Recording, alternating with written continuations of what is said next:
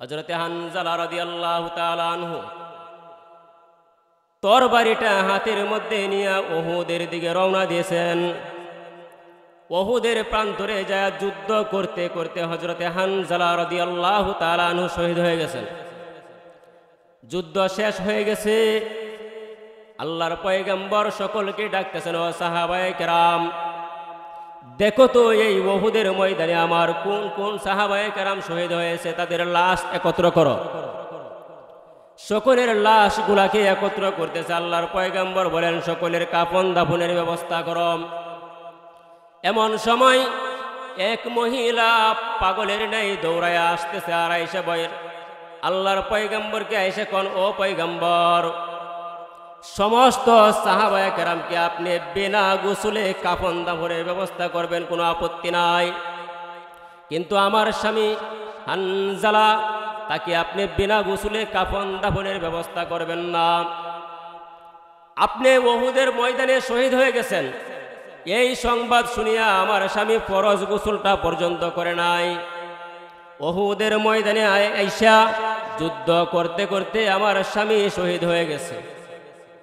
আল্লাহর নবীজি বলেন, ও সাহাবায়ে কেরাম, দেখো তো আমার হানজালার লাশ কোথায় আছে। সাহাবায়ে কেরাম সারা উহুদের মাঠ তন্ন তন্ন করে তালাশ করে, কিন্তু হানজালার লাশ খুঁজে পাওয়া যায় না।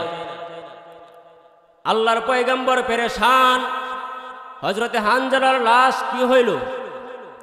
হযরতে জিবরাইল আলাইহিস সালাম আল্লাহর পয়গম্বরের কানে কানে সংবাদ দিয়ে গেছেন, ও পয়গম্বর, আপনি চিন্তা করবেন না, আপনার প্রিয় সাহাবী হানজালা রাদিয়াল্লাহু তাআলা আনহু, যিনি নাকি নবীজির প্রেমে নিজের জীবনটা দিয়ে দিচ্ছে, ফরজ গোসল পর্যন্ত করে নাই, আপনার এই সাহাবীর উপর আল্লাহ তাআলা এত সন্তুষ্ট হয়েছেন, আল্লাহ তাআলা চান না আপনার এই সাহাবীর গোসল দুনিয়ার কোনো পানি দেয়া হোক। এই জন্য আল্লাহ তাআলা আপনার এই প্রিয় সাহাবীর গোসলের ব্যবস্থা আকাশের মধ্যে জমজমের পানি দেয়া আল্লাহ তাআলা ব্যবস্থা করে দিয়েছেন। সুবহানাল্লাহ। আল্লাহর পয়গম্বর এটার সত্যতা যাচাই করার জন্য সাহাবায়ে কেরামকে পাঠাইছেন। কোন বর্ণনায় আছে হযরত আলীকে পাঠাইছেন, যাও দেখো আমার হানজালার কি হালত, কি অবস্থা। আয়েশা তারা সংবাদ দেয়, হুজুর, আপনার প্রিয় সাহাবী হানজালার গা মুবারক থেকে, আপনার প্রিয় সাহাবী হানজালার শরীর থেকে, আপনার প্রিয় সাহাবী হানজালার মাথা মুবারক থেকে এখনো নতুন পানি টপকায়া টপকায়া জমিনে পড়তেছে। সুবহানাল্লাহ। এই জন্য সাহাবায়ে কেরাম তারা পয়গম্বর আলাইহিস সালাতু ওয়াস সালামকে নিজের জীবন থেকে মহব্বত করত। তারা নিজের জান মাল থেকে, নিজের পিতা মাতা থেকে তারা পয়গম্বরকে বেশি মহব্বত করতেন, তারা বেশি ভালোবাসতেন। আল্লাহ তাআলা বলেন, কুল ইন কুনতুম তুহিব্বুনাল্লাহ, কুল ইন কুনতুম তুহিব্বুনাল্লাহ ফাত্তাবিউনি ইউহিব্বুকুমুল্লাহ ওয়া ইয়াগফির লাকুম যুনুবাকুম ওয়াল্লাহু গফুরুর রহিম। নিজের জীবন থেকে তারা ভালোবাসত। নবীজির পালিত পুত্র যায়েদ বিন হারেস, হযরত যায়েদ বিন হারেস রাদিয়াল্লাহু তাআলা আনহু নবীজির খুব কাছের মানুষ ছিল। আল্লাহর পয়গম্বর আলাইহিস সালামকে হযরতে খাদিজা রাদিয়াল্লাহু তাআলা আনহা হাদিয়া দিছিলেন যে, হুজুর, এই যে যায়েদ বিন হারেস গোলাম, এই গোলামটাকে আপনাকে আমি হাদিয়া দিলাম, এখন থেকে আপনার বিভিন্ন কাজকর্মে আপনি তাকে ব্যবহার করবেন, বিভিন্ন স্থানে সফরের সময় আপনি তাকে সঙ্গে করে নিয়ে যাইবেন। সেই ছিল যায়েদ বিন হারেস। হযরত যায়েদ বিন হারেস রাদিয়াল্লাহু তাআলা আনহু, আল্লাহর পয়গম্বর দেখতেছেন মক্কাতে দিনের দাওয়াত দিয়া কোনো সফল হইতেছেন না, এক আল্লাহর দাওয়াত এই মক্কার মানুষ গ্রহণ করতেছে না। অবশেষে আল্লাহর পয়গম্বর কয়, এই যায়েদ ইবনে হারেস, চলো আমরা তায়েফে যাইতেছি, দিনের দাওয়াত তায়েফের মানুষ যদি গ্রহণ করে, এই আশায় আল্লাহর পয়গম্বর আলাইহিস সালাম যায়েদ বিন হারেসাকে সঙ্গে নিয়ে তায়েফে গেছেন। কিন্তু তায়েফের মানুষরা এরা আরো ব্যতিক্রম, আল্লাহর পয়গম্বরের উপরে অত্যাচার, আল্লাহর পয়গম্বরের উপরে নির্যাতন, আল্লাহর পয়গম্বরকে গালি গালাজ সব ধরনের ব্যবহার তারা পয়গম্বর আলাইহিস সালামের সঙ্গে করছেন। এমনকি আল্লাহর পয়গম্বরের শরীরে যখন নাকি তারা পাথর নিক্ষেপ করতে শুরু করছে, আল্লাহর পয়গম্বরের শরীর থেকে রক্ত মুবারক বের হবেন, এমন অবস্থায় যায়েদ বিন হারেসা রাদিয়াল্লাহু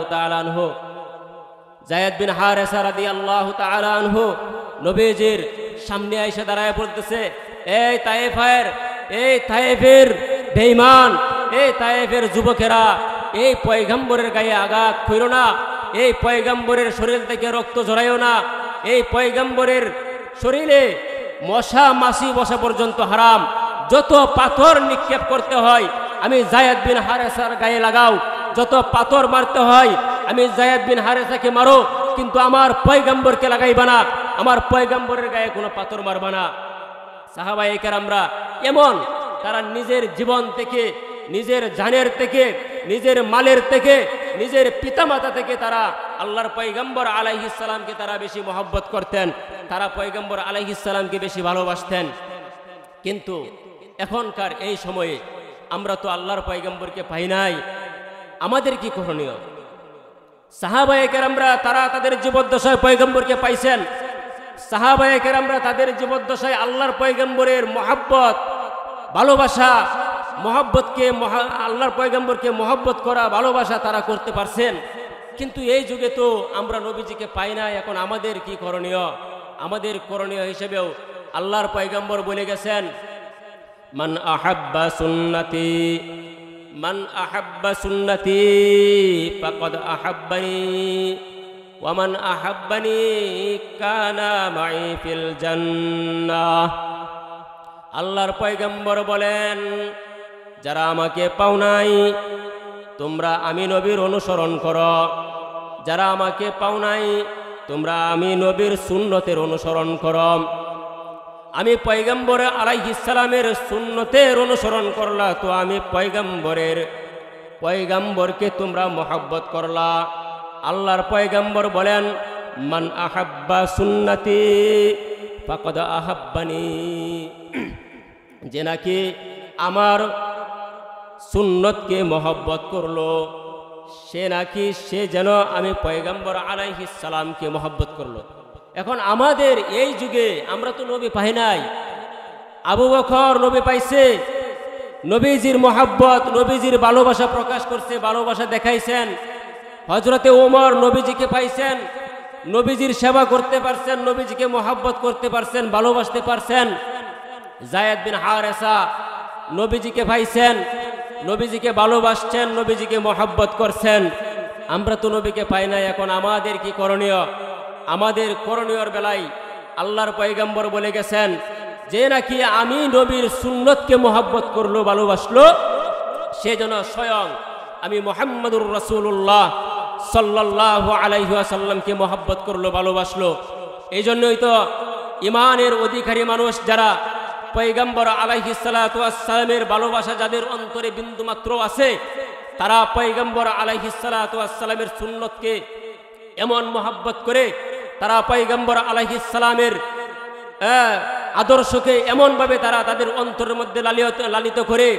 এই জন্যই তো যাদের ভিতরে সামান্য পরিমাণ ঈমান আছে, তারা যদি কোনো জায়গায় বা কোনো অঞ্চলে বা কোনো জায়গায় কোনো এমন কোনো নাস্তিক বা কোনো বেঈমান যখন নাকি পয়গম্বর আলাইহিস সালামের সম্পর্কে, আল্লাহর পয়গম্বর সম্পর্কে, যখন নাকি হাদিসের সম্পর্কে বা কোরআনের কোনো বিষয় নিয়ে যখন নাকি কোনো ধরনের ব্যঙ্গচিত্র করে, এই জন্য সারা দুনিয়ার মানুষ, সারা দেশের মানুষ, সারা গ্রামের মানুষ, সারা মহল্লার মানুষ যাদের ভিতরে বিন্দু মাত্র ইমানের লেশ মাত্র আছে, তারা কখনো নবীজির সুন্নতের অবজ্ঞা, নবীজির সিরাতের অবজ্ঞা, নবীজির হাদিসের অবজ্ঞা তারা কখনো মেনে নিতে পারে না।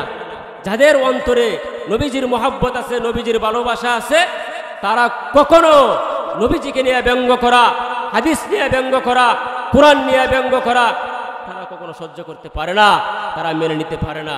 এই জন্য আল্লাহর নবীজি বলেন, যারা আমাকে পাও নাই, সাহাবায়ে কেরামরা আমাকে পাইছে, এমন একটা সময় আসবে আমাকে যারা পাবে না, সাহাবায়ে কেরামরা আমাকে পায়া আমাকে ভালোবাসছে, মহব্বত করছে, তো আনেওয়ালা উম্মতের জন্য আল্লাহর নবীজি বলে গেছেন, মান আহাব্বা সুন্নতি ফাকাদ আহাব্বানি ওয়া মান আহাব্বানি কানা মাই ফিল জান্নাহ। যে নাকি আমি নবীর সুন্নতকে মহাব্বত করলো, সেজন্য স্বয়ং আমি পয়গম্বর আলাইহিস সালামকে মহাব্বত করলো। এজন্য আমাদের পয়গম্বর আলাইহিস সালাতু ওয়াস সালামের রেখে যাওয়া যত আমানত আছে, আল্লাহর পয়গম্বরের রেখে যাওয়া যত সুন্নত আছে, সুন্নতের পাবন্দি করা। আরেকটা বিষয় হলো, সেটা হলো আল্লাহর পয়গম্বর আলাইহিস সালাতু ওয়াস সালাম সাহাবায়ে কেরামকে ভালোবাসছেন, সাহাবায়ে কেরামও আল্লাহর পয়গম্বরকে ভালোবাসছেন।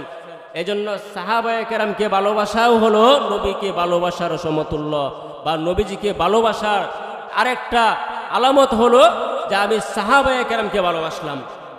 আল্লাহর পয়গম্বর বলেন, যে নাকি সাহাবায়ে কেরামকে মহব্বত করলো, যে নাকি সাহাবায়ে কেরামকে ভালোবাসলো, সে যেন আমি পয়গম্বরকে ভালোবাসলো।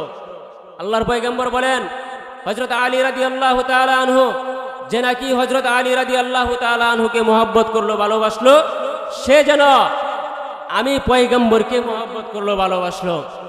এই জন্য সাহাবায়ে কেরামের ভালোবাসা অন্তরের মধ্যে স্থান দেওয়া, আল্লাহর পয়গম্বরের আদর্শকে ভালোবাসা, এটার অন্তরে স্থান দেওয়া। আরেকটা পদ্ধতি হলো যে আমি যেন আসলে আল্লাহর পয়গম্বরকে মহব্বত করে ভালোবাসি। এর আরেকটা সূরত হলো যে আল্লাহর পয়গম্বর আলাইহিস সালাতু ওয়াস সালাম যাদের সম্পর্কে আল্লাহর পয়গম্বরের বিন্দুমাত্র মহব্বত ছিল, ভালোবাসা ছিল, তাদেরকেও ভালোবাসা। আল্লাহর পয়গম্বর মক্কাকে ভালোবাসতেন, মক্কাতে আল্লাহর পয়গম্বর জন্ম নিয়েছেন তো ভালোবাসছেন।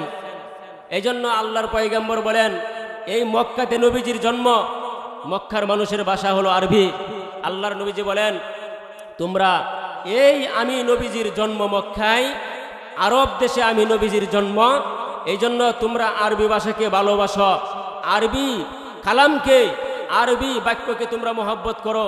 আরবি ভাষাকে তোমরা ভালোবাসলা তো আমি পয়গম্বরকে ভালোবাসলা। তোমরা তিনটা কারণ আছে, এই তিন কারণে আরবি ভাষাকে ভালোবাসো।